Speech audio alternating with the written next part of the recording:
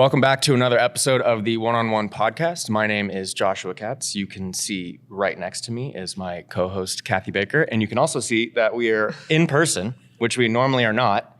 We are in Las Vegas at our annual summit event. We are also joined by my boss, my mentor, one of my closest friends, Corey Vasquez, our CMO, and also Mr. Mike Clear, our COO, CFO. And if you guys followed our podcast, what was that, a year or two ago? In Austin? 2 years ago. 2 years. Jeez, it's already been 2 years. Mm-hmm. We were all together in Austin, and we had a pretty fun episode, I would say. Lively discussion. Lively discussion, maybe a few drinks, some laughs. So we're going to do a take two of that. So without further ado. And we get to share a mic. We are that we close. do, yes. Oh, yes. And we are also sharing a mic. That's microphone, not me. Yeah, we're not sharing mic shared. And so if Kathy and I, get a little too close, it's just because of the microphone. So let's get started. Let's do it.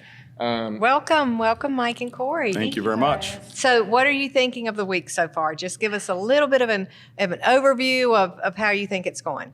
I think it's been excellent because I think it's probably our best speaker lineup we've ever had. Yeah. And sometimes the most famous people are the ones that attract people, but I think it's our least famous speakers that were the most impactful on their messaging and really did a good job of bringing through our culture, our terms, our words into their presentation. I just thought yesterday was powerful, and then today was super entertaining and gave people a chance to really see some thought leaders in various industries, heavily weighted to sports because we're here for Super Bowl. Mm-hmm. Corey crushed it on stage doing interviews of Erin Andrews and Peyton Manning, mm-hmm. and you, at one point I think Erin was interviewing you as much as you were interviewing Erin, but you were so skilled and did such a great job. So I thought the message was powerful. For all the sessions. That's interesting. You think this is our best lineup yet? I thought as far as their messaging, I think so. Yes. Okay. Well, I think what was interesting yesterday was so well aligned, and the message was threaded so beautifully with purpose and about being purposeful. And I think then you came in this morning when you talked with Erin, and you talked about how proud you were of people showing up at one of the hardest times to show up. Yeah, correct. And that's such a commitment to our culture. That's such a commitment to the dedication to the industry and them investing in themselves.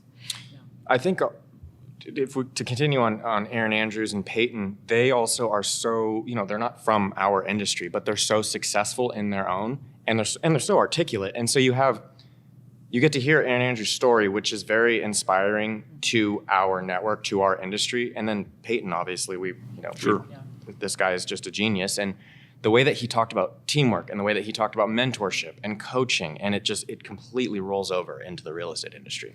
And I thought about Mike Clear as I was sitting there this morning, because to me, Erin and Peyton both, Erin was very gracious in taking so many questions.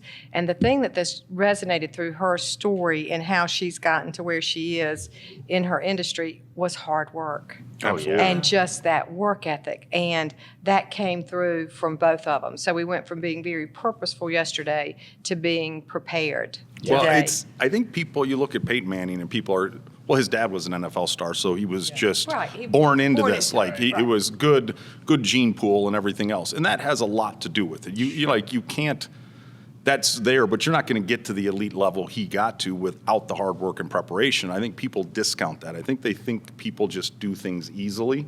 And then Jesse in between told a story about his Navy SEAL friend, and you saw that guy's picture. I don't know if you guys were there. I was like, I'm glad we live in America and have really scary guys like that to defend us but his mindset of, I don't quit.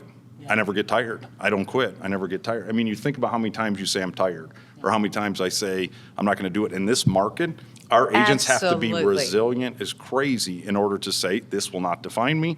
There's still, there weren't 5.3 million home sales or 6.2 as there was in 2021, but there was still 4. And I'm going to go get my share of that 4 million home sales and make sure I outwork everybody else. And the people that show up here are people that are committed to their improvement, are committed to their craft. And we'd like to see more of that throughout the network, as I kind of spit all over the place here. I know you grew up with a farming background, yes. And I grew up with a farming background. And you work as hard as you can not to continue to live in a farming background. But I am just, I was knocked out by Erin Andrews, especially talking about, I worked until I just could not be more prepared. I could not work any harder. And I was like, not that I necessarily need the validation of a workaholic, but I was like, that's what it takes. Well, you are a very hard worker yourself. That's what it Yeah. takes. Prepared. So, In man. fact, this is actually an intervention, not a podcast. There's a few We'd at this like to table talk that to are you. that way. I'm probably best at delegating and not working as hard. You too. But I think it's also, Erin talked about her Fanatics clothing line, and that to me is just such like will and wanting to do more and realizing there's a niche in the market. Absolutely. I mean, just such a brilliant businesswoman, and I think that's something that our agents can utilize. Is like, all right, where's the niche in my market? Where? Like, Oh, I how, love that. Yeah. And the other thing I want to speak. Well, one, I'm just going to say it. I've had a crush on Erin Andrews since I was a kid. Yes, you have. And two, like this podcasting thing is still new to me. And so Ryan and I were in the back, like just glued to her every word and the way she was moving. And I mean, she's just a brilliant conversationalist. And so it was for me personally, like it was just phenomenal. But to that watch. doesn't come easy. That's the No, hard work yeah. we're talking about. And what I loved about her and what I was not expecting from either she nor Peyton were, she doesn't differentiate herself because she's a woman on NFL sideline. She differentiates herself by her hard work. Yeah, absolutely. So we didn't talk at all today about her being beautiful and blonde and gorgeous and, in a man's world. None of those words were said. Nope. She is literally like, I differentiate myself based on the hard work, the prep time, and how much I'm like super passionate about what I do, which is football. And that's what makes, we asked Peyton the same thing, like what makes a good agent from a great agent? And it's that. It's you love what you do and you're going to work really hard to do it. Well, and think what Jade told us yesterday. Like somebody tried to define her by her race, Yeah. and she's like, I assume you mean the human race. Yeah. Like, so it was people try to say, they think, well, she's this or he's this, or they put people in buckets, and you can't do that. You have to rise. And I think all of the messages, John yesterday, his message, I mean, think about how much he overcame, went to the edge of the cliff and screamed after the tragedy in his family. Yeah. And so nothing can define you. You define yourself. You define your own success, and it's mindset that gets you there. So then let me apologize because I've always put you in the math bucket, and I'm sorry because you're more than a numbers guy, Mike. Yes. So you are heart and soul. You are marketing, your swag, your brand. You're more than a numbers guy. Well, thank I'm you. sorry. I already knew that, but I appreciate that people are finally starting to recognize that. Even though we're sharing a mic. But tongue in cheek, there is something there, because what else did we hear this week? Leadership. And what's Yeah. the messages we heard? Have good people and get out of the way. Let your people go and lead. Can you and say do. that louder for people in the back of the room? Because it is, and it resonated with me because I see that in our own leadership. We have to let our younger leaders, newer leaders, go lead, go get out of the way. And we'll give you, I always say guardrails. And you can either fly down the Autobahn at 160 straight, or you can crash into the guardrails. But at least we're going to put some guardrails up so people don't crash the plane and it burns and all that kind of stuff. So but you have to give leaders and people the ability to go and do. And I'm not the smartest guy here. Kuba's not the smartest one. You're not the smartest. It's the people that are in the organization that are the brilliant folks. We have to let them go and do and lead and inspire. And you will find this interesting.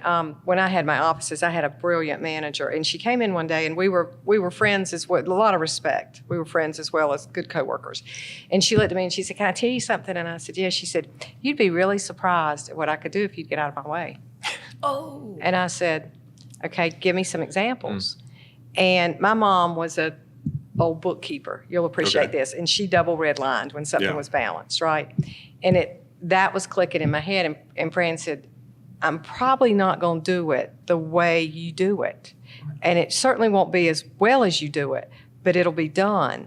And it'll be done well if you'll give me a chance." And I said, "I apologize." And I let her go.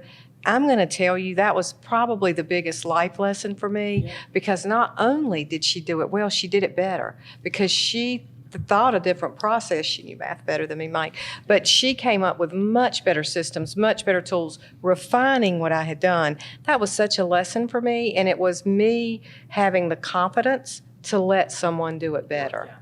And that's what real estate is today. Real estate is changing and evolving so quickly. We've had amazing speakers talking about AI, talking about wealth building, talking about more than just, giving out pumpkins at Thanksgiving.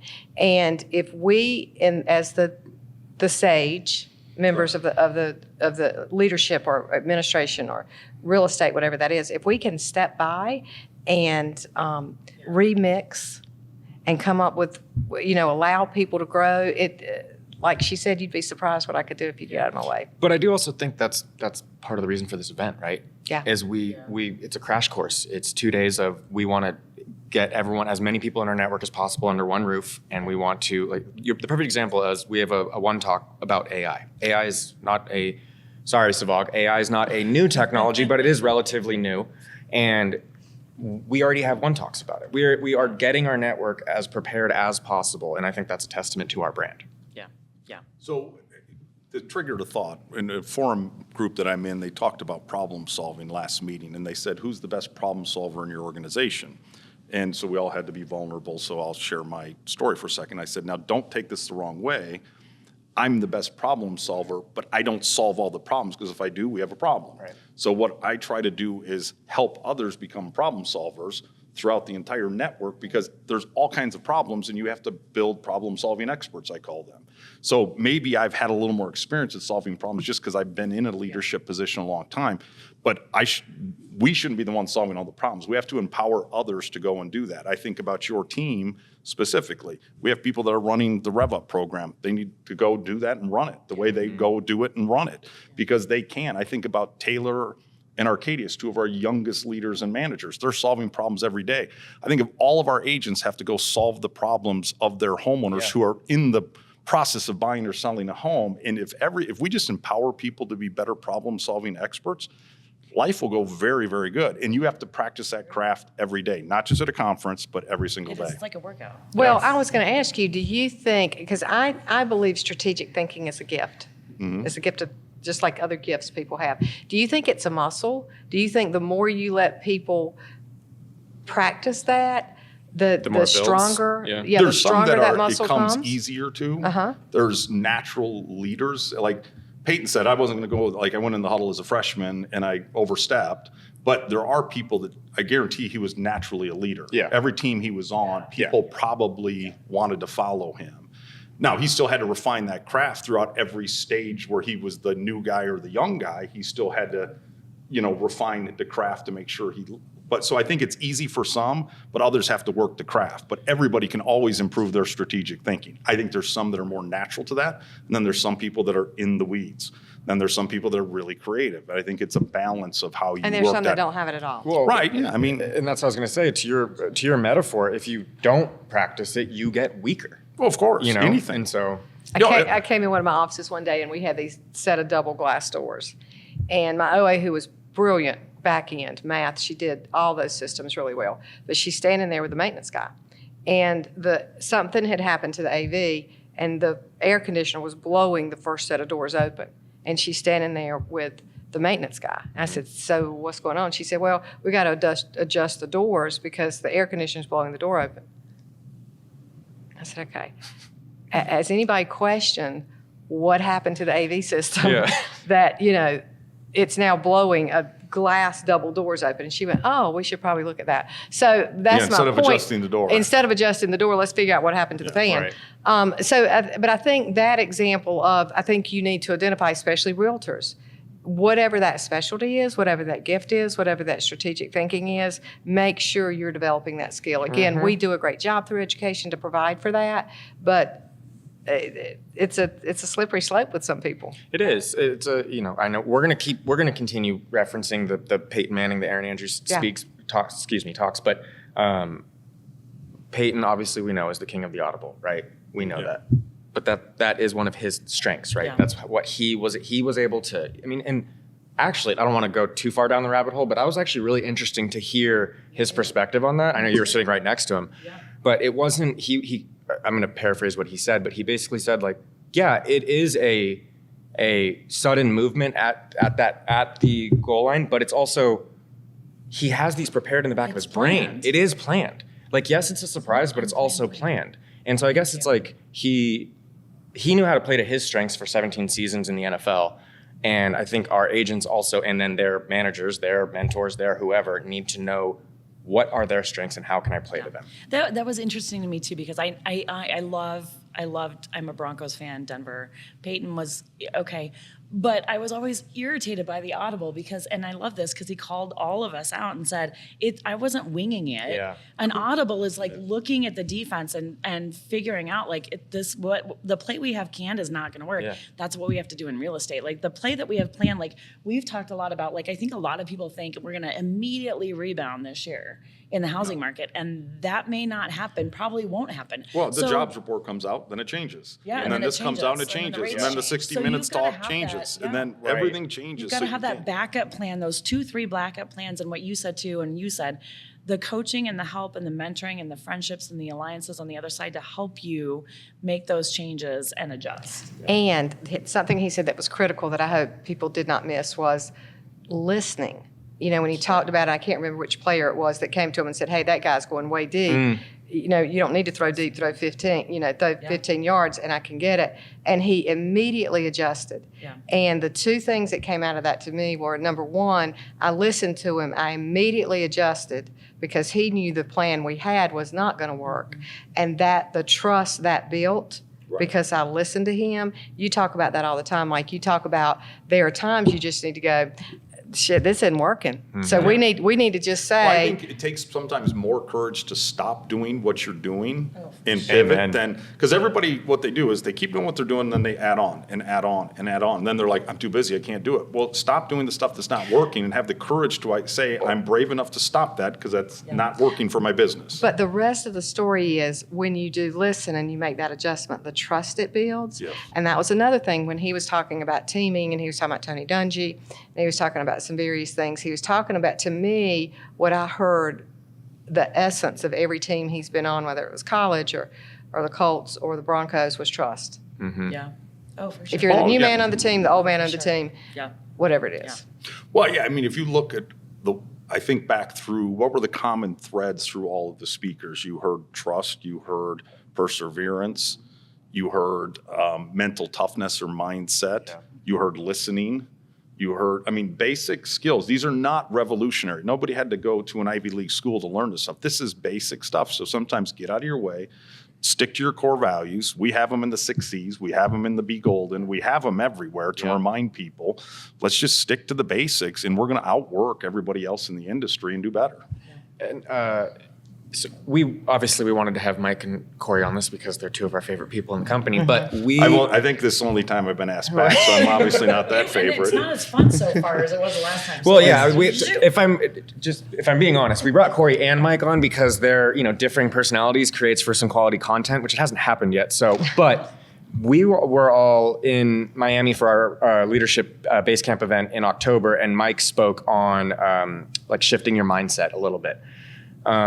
In this shifting market. So I kind of wanted you to speak on that just briefly. But we saw it here today. Right, Corey we shifted did. her mindset Yeah, that I'm more than just a numbers guy. So we already heard that. True. That was an example of a shifting mindset right there. See, Corey, you set the example I for just me said every the day. words. I said the words. The mindset didn't shift. I'm still adjusting Shit to or the shift? math. I'm still adjusting to the math bucket. This is I the content don't I'm want looking for. a math bucket. That's something like you and I never want to be in is a math bucket. Mindset. Mindset. I Okay. hate that mindset's like a trite word that people use because I don't want people, and we heard it so many times on stage today, it could have been a drinking game to be fair, but it's not something to take lightly. It's something you have to work at every day. And I found myself these last couple of days like getting tired and getting worn out and frustrated with people. And so you have to constantly adjust. And I can imagine our agents too, same thing. Like I'm tired of working with buyers who can't find homes, and I'm tired of sellers who won't sell or list. And like This you up just here have is to the constantly- toughest muscle in our body. If we use that for good, we can do amazing things. But we have to say, I'm not tired. This doesn't hurt today. I'm not tired. This doesn't hurt. Like Jesse running 100 miles. I mean, it's crazy what you can make your body do, but you can never make your body do it if you don't have that. But Or this is hard, but I can do hard things. Exactly. Sure. And to your point, it's a muscle, so it has to be worked every single day. Exactly. Gosh darn it, Mike, I can lose 40 pounds. Gosh darn it, as you're eating French fries. Yeah. No, I can do it. I really can do it. But I do think that this event is I know for us, it's such a refresher. Like we go home and we're inspired and encouraged and, ready to conquer the world. But I hope our attendees feel the same way, I I hope so too, because they've made an investment, especially like I said, this year they've made an investment to be here and to be coached and to learn and to listen. And man, I just hope they go home and realize and then spread the word how great it is, because it's a thing. But I will say, Corey, we had you and Savag on one of the few episodes ago to promote the event, and we kind of talked about pastimes and you know whatever. And you had a comment where you said if you can gain just one referral, it will make the entire event worth it. And you kicked us on stage today because you basically had everyone stand up and get a referral.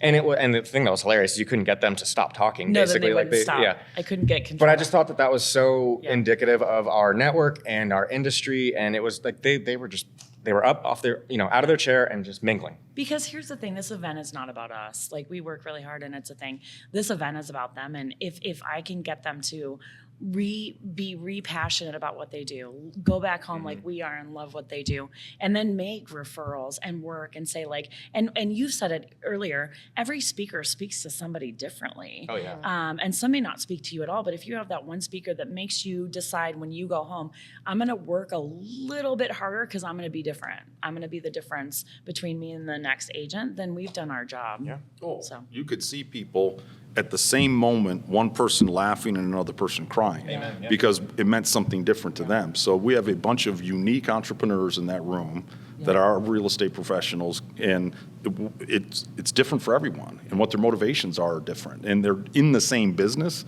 but they're all so unique in how they approach their business. And at the end of the day, they're all entrepreneurs. They're all their own CEOs trying to run their own book of business. I agree. I want to, because I know you guys still have more to do at this event isn't quite over. We just grabbed you guys very briefly, but I do want to slightly plug next year's summit. So I'm sure That seems stressful. I know, what is he doing to me? Why is I'm sorry, I know, but Corey, please, okay. Please. Please, okay, once we get home, please take a week off. But Oh, thanks, Josh. I will say, I love how she's I my love boss, if you and I'm just telling gave me her, the week off. yeah, please take the week off. Maybe I have something to say about that.